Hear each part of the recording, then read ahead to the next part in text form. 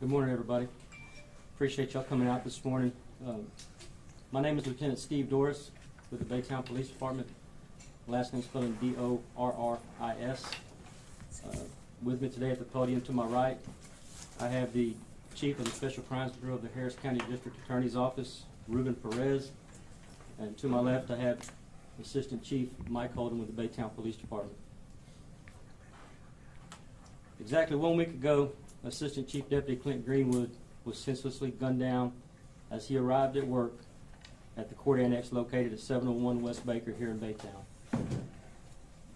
Since the day of this homicide, we've had numerous agencies assisting us with this investigation, including investigators from not only the Baytown Police Department, but also from the FBI, the U.S. Marshal Service, the Gulf Coast Violent Offenders Task Force, DPS, Texas Rangers, Harris County Sheriff's Office, as well as members from the Harris County District Attorney's Office. Late last night, investigators developed information identifying Assistant Chief Deputy Greenwood's killer as 64-year-old William Francis Kinney of Houston. Information was also developed that indicated Mr. Kinney may be in the downtown Houston area. This prompted us to send personnel to that area this morning to attempt to locate Mr. Kinney. At the same time, our investigators continued to work the investigative process of this investigation. And during that time, investigators learned that Mr. Kinney appears to have taken his own life on Tuesday morning, the day after the homicide of Chief Greenwood, approximately 24 hours after that murder. Investigators also learned that the weapon Mr. Kinney used to take his own life is consistent with the weapon that was used in the murder of Assistant Chief Deputy Greenwood. This outpouring of help and support in this investigation is not only a testament to the level of commitment and dedication of the men and women who worked on this case, but also to the impact that Assistant Chief Deputy Greenwood, his life had on many of us in this profession and the community. We want to express our gratitude for the tremendous help we received from the public and local business owners who assisted in locating video surveillance of Mr. Kinney as we went through this process. As most of you are aware, this was an instrumental part of our investigation. That is my prepared statement that I have today regarding the investigation. We will open, at this time, Mr. Perez would like to say just a few words. Good morning.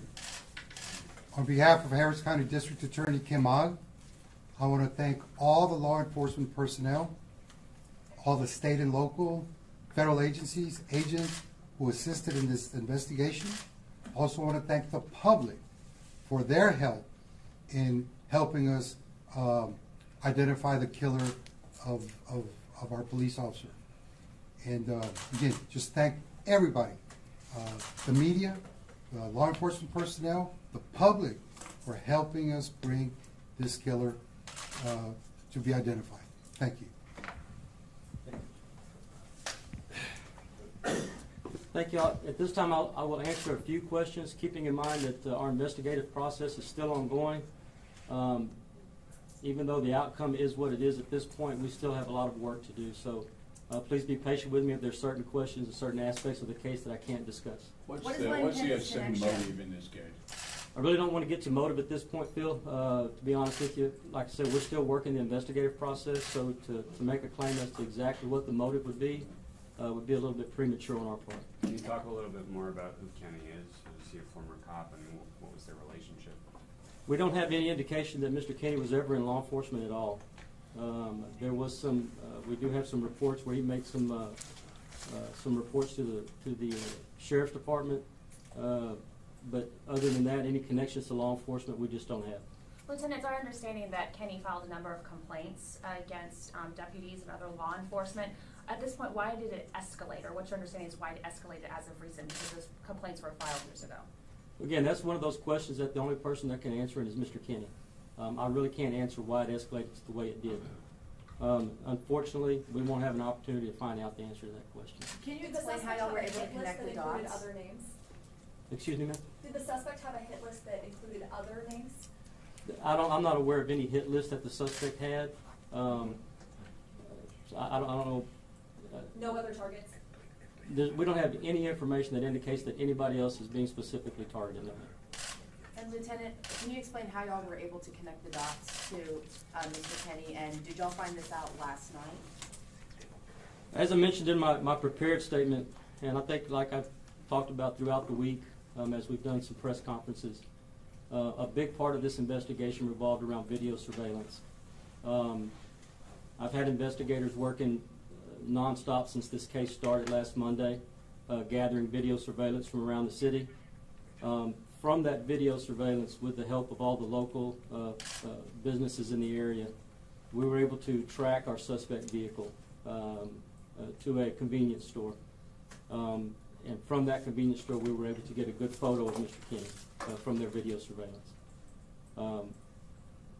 We also were able to do some investigative work on the vehicle aspect of the case, which led us to identifying a rental car, which led us to Mr. King, excuse me. Can you tell us when were his last complaints against law enforcement and what were the nature of his complaints? No, ma'am, I really can't. I don't have that information right now. Does he live by himself, or is that why nobody called or found him? As far as we know, he was living by himself. We don't have any indication that he was living with anyone else.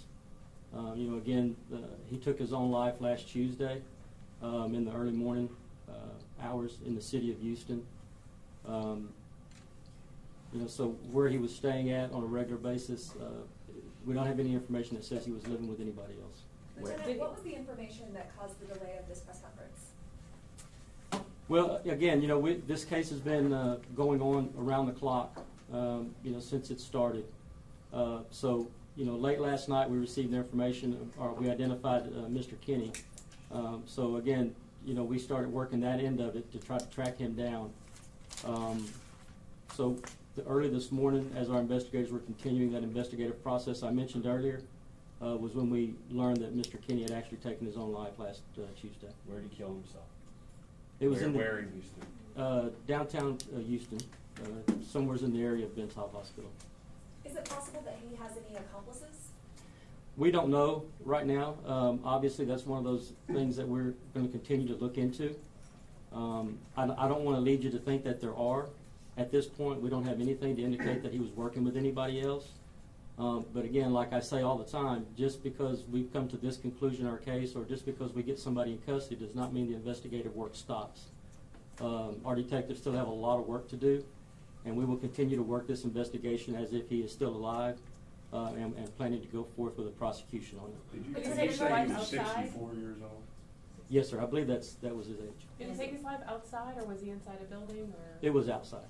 Lieutenant, there's complaints that he had filed against other officers, others in law enforcement as well. Are you concerned, or do you think that he was targeting somebody else in the future? Well, again, we don't have any indication that he was targeting anybody else in the future. My understanding is that he did, yes, file some complaints along the way with the Sheriff's Department or any other agencies. But to characterize it as he has had a hit list or he was out to target any other people, I think that would be inappropriate at this time for me to say that. The convenience store surveillance that helped identify Kenny, where was that convenience store, and did that surveillance video come out after your plea for more information earlier or last week? Or was that something you gathered on your own? A little bit of both, actually. Okay, we received information about different video, surveillance video in the area that might be worth us looking into.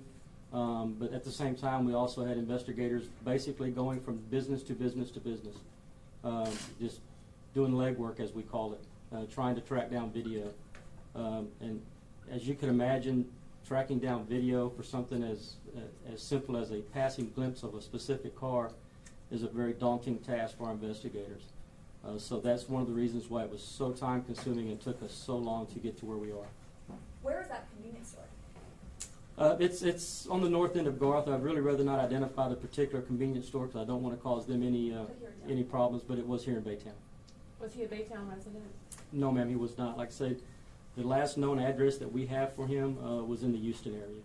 Sir, have you talked to Greenwood's family? Have they said any comments this morning in regards to what the investigation has concluded so far?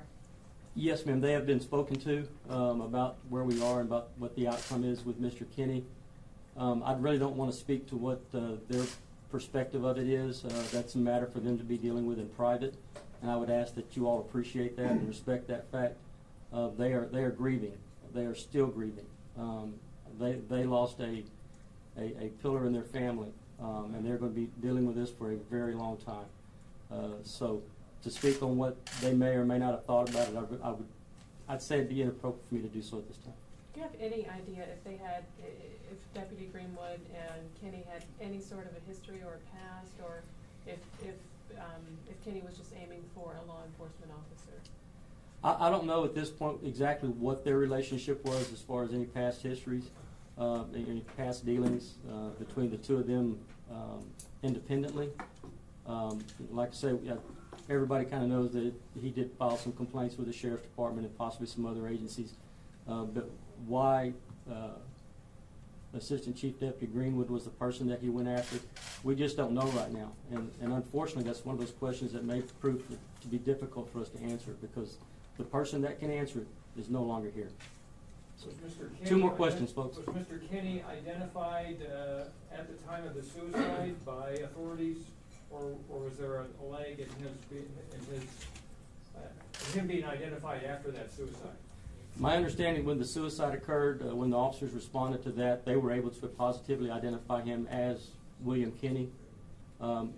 We just didn't know that he was our suspect until late last night. So one more question? What was his background like, his personal life? Who is this guy? Has your investigation revealed much of that so far? Well, we're still working on that. Like I said, last night we just came in to know that he was our suspect late last night. So obviously our investigators are going to still be working on that end of it to try to figure out what was, has been happening with his life in the recent past, to hopefully answer some questions for us, what brought him to this point. So, does he have a criminal history or a history of mental illness? No, ma'am, not that I'm aware of. And can you spell his name for us? William Kenny, Kenney.